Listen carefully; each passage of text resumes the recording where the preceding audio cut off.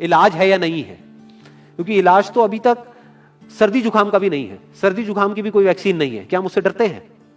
नहीं डरते हैं। क्यों? क्योंकि ज्यादा लोग नहीं मरते हैं। तो सबसे पहले डेथ रेट कैलकुलेट करते हैं कि एग्जैक्टली कितना है। कितने टेस्ट हुए? 40 लाख टेस्ट हुए, उसमें से 2 लाख लोगों को हुआ, तो नियर अबाउट एवरेज कितनी आई? 5% की। अगर यही हमने 4 करोड़ टेस्ट करे होते तो कितने डिटेक्ट हो गए होते अब तक? 20 लाख हो जाते। 40 करोड़ करे होते तो कितने हो जाते? 2 करोड़ हो जाते।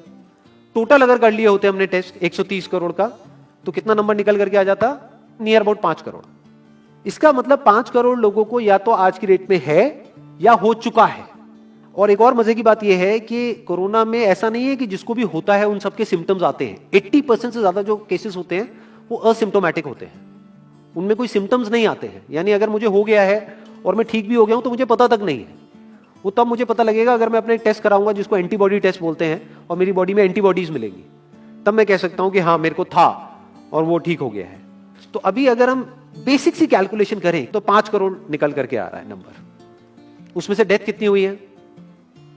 5,800। तो 5 करोड़ में से 5,800 डेथ हुई है। पहले तो इसको कैलकुलेशन को हमको ठीक करना है।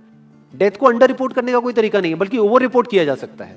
ओवर रिपोर्ट कैसे? फॉर एग्जांपल आपकी बॉडी में टेस्ट हुआ, आपकी बॉडी में मिला कोरोना वायरस, लेकिन आपके अंदर पहले ही बहुत सारी प्रॉब्लम्स चली रही थी, तब भी आपकी किसी ना किसी वजह से डेथ होने ही वाली थी, बट क्योंकि ये कोरोना आया आपकी बॉडी में, इस वजह से आपकी डेथ हो गई, तो ये ट्रिगर कर गया।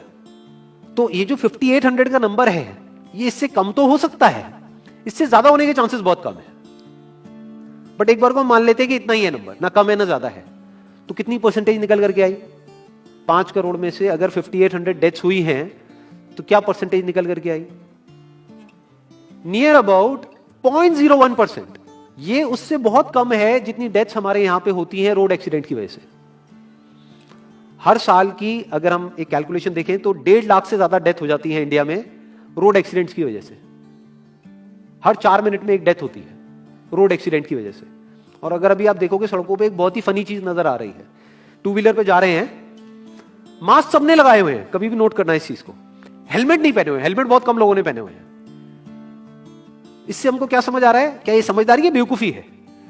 क्योंकि हेलमेट ना लगाने की वजह से उनके मरने के चांसेस उससे बहुत ज्यादा है, कई गुना ज्यादा है जितना कि कोरोना से मरने के उनके चांसेस है। तो ये डर है जो चारों तरफ फैल रहा है, और मीडिया डर को और बढ़ाता चला जा रहा है। और क्योंकि सही इंफॉर्मेशन किसी के भी पास में नहीं है, या सही कैलकुलेशन किसी के पास में नहीं है, ये जो अभी हम कर रहे हैं इसको मैथमेटिकल मॉडलिंग बोलते हैं। यानी एक डेटा को देख करके एक मॉडलिंग करी जाए और फिर समझा जाए कि एक्चुअल में जो सही डेटा है वो क्या है। ये नहीं कि लिमिटेड डेटा के बेस पे हम कोई भी कंक्लूजन ड्रॉ कर लें और उसके बेस पे डरते रहें। तो अगर इसका डेथ रेट 0.01% है तो हम सब इतना डर क्यों रहे हैं? क्या कुछ और है जिससे हमको डरना चाहिए, जिससे हम नहीं डर रहे हैं, जिसके बारे में कोई बात नहीं कर रहा है, जो इससे लाख गुना ज्यादा भयानक है? मतलब कोरोना से लाख गुना ज्यादा खतरनाक कुछ है जिससे हम नहीं डर रहे हैं और इससे हम डर रहे हैं। वो क्या है जिससे हमको डरना चाहिए? अनएम्प्लॉयमेंट। अभी पीछे कुछ आर्टिकल्स आए थे न्यूज़पेपर में जहां पे एक फिगर आई थी निकल करके, I am not too sure ये फिगर कितनी सही है कितनी नहीं है, जहां पे आया था कि 13 करोड़ लोग अनएम्प्लॉयड हो गए। इस फिगर से हमको डरना चाहिए। 13 करोड़ लोग अनएम्प्लॉयड होने का मतलब हम समझते हैं कि इसका मतलब क्या है? इसका मतलब ये, अगर इकोनॉमी पॉइंट ऑफ व्यू से देखोगे, कि ये जो 13 करोड़ लोग हैं ये अपने जो खर्चे हैं वो बहुत ही लिमिट में कर देंगे। जिस बंदे की नौकरी चली गई है, क्या वो जाकर के मार्केट में नए कपड़े खरीदेगा? क्या अपने बच्चों के लिए खिलौने खरीदेगा? ट्रैवल एंड टूरिज्म तो भूल ही जाओ। ऐसी और हजारों इंडस्ट्रीज हैं जिनकी धज्जियां उड़ जाएंगी क्योंकि डिमांड कम हो जाएगी ओवरऑल इकोनॉमी के लेवल पे। जब डिमांड कम होगी तो क्या करना पड़ेगा इन ब्रांड्स को, इन कंपनीज को क्या करना पड़ेगा, इन मैन्युफैक्चरर्स को क्या करना पड़ेगा? अपनी सप्लाई को कम करना पड़ेगा। जितनी उन्होंने सप्लाई कम करी, अनएम्प्लॉयमेंट और बढ़ गया। कि आज जो नंबर 13 करोड़ है वो बढ़ करके कितना हो गया? 20 करोड़। यानी पूरा का पूरा लूप बन जाएगा। इस लूप को बोलते हैं रिसेशन, जो ग्लोबली ऑलरेडी रिसेशन आ चुका है। और अगर यही रिसेशन और डीप होता चला जाए तो उसको बोलते हैं डिप्रेशन, जहां से एक इकोनॉमी को बाहर आने में 5 से 10 साल लगते हैं। तो इकोनॉमी का पहले ही बुरा हाल था, प्लस इस कोरोना की वजह से और बुरा हाल हो गया है, प्लस जो रहा सहा हमारा जो अपना डर है वो सिचुएशन को और खराब करता चला जा रहा है। और इस डर को हर कोई बढ़ा रहा है, कोई भी कम करने का काम नहीं कर रहा है।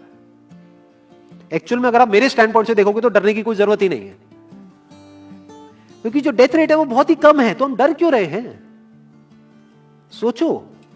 बस इसलिए कि डेथ नहीं होनी चाहिए। अगर यही हमारा ऑब्जेक्टिव है कि डेथ नहीं होनी चाहिए, मतलब हम कहते हैं कि किसी की डेथ नहीं होनी चाहिए, तो फिर तो लॉकडाउन परमानेंट हो जाना चाहिए, सड़कों पे निकलना ही नहीं चाहिए, क्योंकि सीधा सीधा 1.5 लाख डेथ बचेंगी।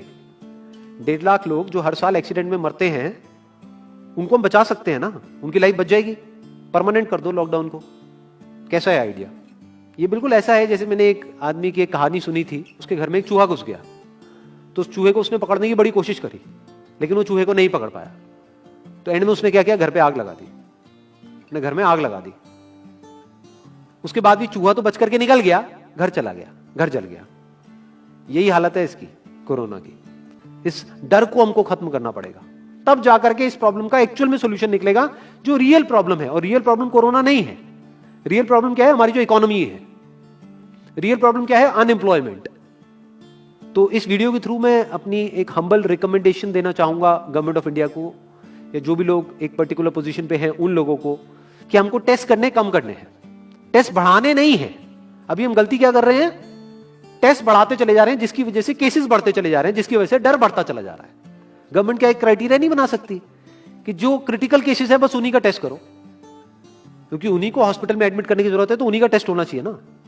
जो वैसे ही ठीक हो रहे हैं, अपने आप ही ठीक हो रहे हैं, जिनको माइनर सिम्टम्स हैं और वो खुद ही ठीक हो रहे हैं, उनका टेस्ट करने की क्या जरूरत है? उससे तो पैनिक और बढ़ेगा।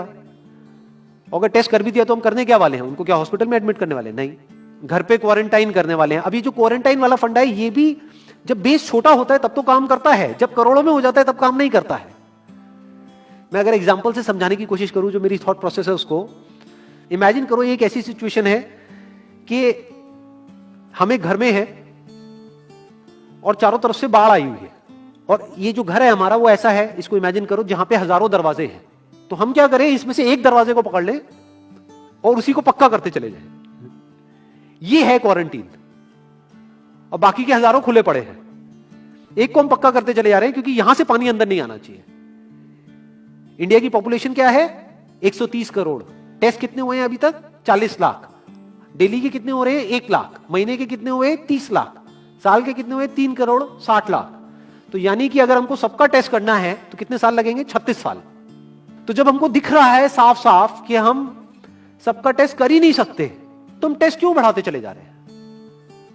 या तो सबका टेस्ट करो और सब में से सबको देख करके सबको क्वारंटाइन कर दो। ये बिल्कुल ऐसा हुआ कि वो जो घर है जिसकी मैंने अभी बात करी, या तो उसको हर तरफ से सिक्योर करो कि अगर उसके 1000 दरवाजे हैं तो एक को बंद मत करो, सारे बंद कर दो। तब आप कह सकते हो कि यहां पानी अंदर नहीं आएगा, कि हमने 130 करोड़ लोगों का टेस्ट कर लिया है, उसमें से केसेस निकल गए हैं 6 करोड़, और 6 करोड़ को हमने क्वारंटीन कर दिया है। अब ये आगे नहीं फैलेगा, अब 6 करोड़ से 10 करोड़ पे नहीं जाएगा। बट हमने टेस्ट ही करे 40 लाख, जिसमें से केसेस आए 2 लाख। अगर इन 2 लाख को हमने क्वारंटीन कर भी दिया तो बाकी करोड़ों लोग तो बाहर घूम रहे हैं ना, तो उससे होगा क्या? तो अब हमको समझ जाना चाहिए कि इसको रोकने का कोई तरीका नहीं है। तो अब इसका प्रैक्टिकल सॉल्यूशन क्या है? गवर्नमेंट की तरफ से हमको सिर्फ ये इंफॉर्मेशन चाहिए कि भैया अभी कितने बेड्स ऑक्यूपाइड हैं आपके स्टेट में, और अभी कितने और आपने अरेंजमेंट कर रखा है, और कितने और कर सकते हो। अब वो बेड चाहे किसी हॉस्पिटल में हो चाहे किसी होटल में हो। और प्लस ये इंफॉर्मेशन क्यों नहीं जा रही लोगों के पास में कि इतना डरने की जरूरत नहीं है जितना आप डर रहे हो। हाँ ठीक है, प्रिकॉशंस लो, सेफ्टी मेजर्स लो, सोशल डिस्टेंसिंग को मेंटेन करो, लेकिन इतना डरने की जरूरत नहीं है जितना आप लोग डर गए हो, क्योंकि डेथ रेट कम है। ये इंफॉर्मेशन जानी चाहिए अब लोगों के पास में, वक्त आ चुका है। अगर ये नहीं गई तो प्रॉब्लम सॉल्व नहीं होने वाली इकोनॉमी के लेवल पे। कॉन्फिडेंस खत्म हो चुका है, रियलिटी को हमको पहले समझना होगा। अभी प्रॉब्लम क्या हो रही है? हम कह रहे हैं कि हाँ कंस्ट्रक्शन एक्टिविटीज अलाउड है। गवर्नमेंट को क्या लग रहा है? अलाउड बोल करके सारी प्रॉब्लम सॉल्व हो जाएगी। अलाउड तो हो गई, बट मेरे जो फ्रेंड्स हैं जो कंस्ट्रक्शन इंडस्ट्री में हैं, वो बता रहे हैं कि लेबर ही नहीं है, लेबर सारी अपने गांव चली गई है। तो अब कौन कंस्ट्रक्शन करेगा वहां पे? अब ये लेबर चली तो गई है, इसको वापस कैसे बुलाओगे? मीडिया में अगर रोज ये दिखेगा कि केसेस बढ़ रहे हैं, केसेस बढ़ रहे हैं, केसेस बढ़ रहे हैं, वापस आएंगे वो लोग? 1 से लाख नहीं आएंगे। तो उनको मीडिया में क्या दिखना चाहिए, न्यूज में क्या दिखना चाहिए? कि अब ये प्रॉब्लम सॉल्व हो रही है। तो लोगों के अंदर का डर निकलना चाहिए। यानी जो भी मैंने अभी तक कहा, अगर मैं उसको सम अप करूं तो वो क्या है प्रैक्टिकली, अगर पॉइंटर्स में सॉल्यूशन देखा जाए। नंबर 1 मोस्ट इंपॉर्टेंट, टेस्ट धीरे धीरे हमको कम करने हैं, बढ़ाने नहीं है।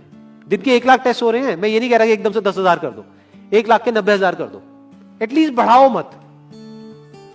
समझ गए? 1 लाख के 1.5 लाख टेस्ट मत करो दिन के, 2 लाख मत करो, क्योंकि तब भी 36 साल लगेंगे पूरा करने में। अगर आपने स्पीड डबल भी कर दी तब भी 18 साल लगेंगे। 18 साल तक तो पता नहीं ये बीमारी कहां होगी, किसी को याद तक नहीं होगा। तो करना क्या है गवर्नमेंट को, अगर थोड़ा सा सेंसिबली चले कि टेस्ट को धीरे धीरे कम करते चले जाओ, यानी 1 लाख से 90,000 कर दो, फिर कुछ दिन बाद 80,000 कर दो, फिर 70,000 कर दो। इसकी वजह से क्या होगा, मीडिया में केसेस कम होते हुए दिखेंगे, अखबारों में केसेस कम होते हुए दिखेंगे, हर जगह पे जहां पे अभी आ रहा है कि अभी तक की सबसे बड़ी फिगर, आज तक के सबसे ज्यादा केसेस, वो सब धीरे धीरे कम हो जाएंगे। कम मीडिया में पैनिक फैलेगा, कम पैनिक फैलेगा लोगों में, धीरे धीरे लोग बाहर निकलना शुरू होंगे, जो अभी नीड ऑफ द आवर है।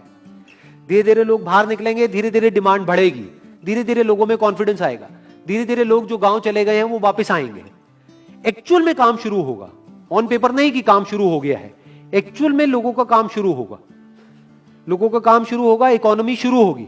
बिल्कुल ऐसा है जैसे 2 महीने के लिए आप किसी गाड़ी को बंद करके कहीं पे रख दो गैराज में, तो क्या होगा, बैटरी डाउन हो जाएगी, उस वक्त क्या करना पड़ेगा, उसको धक्का मारना पड़ेगा। तो अभी उस धक्के की जरूरत है, जंप स्टार्ट की जरूरत है।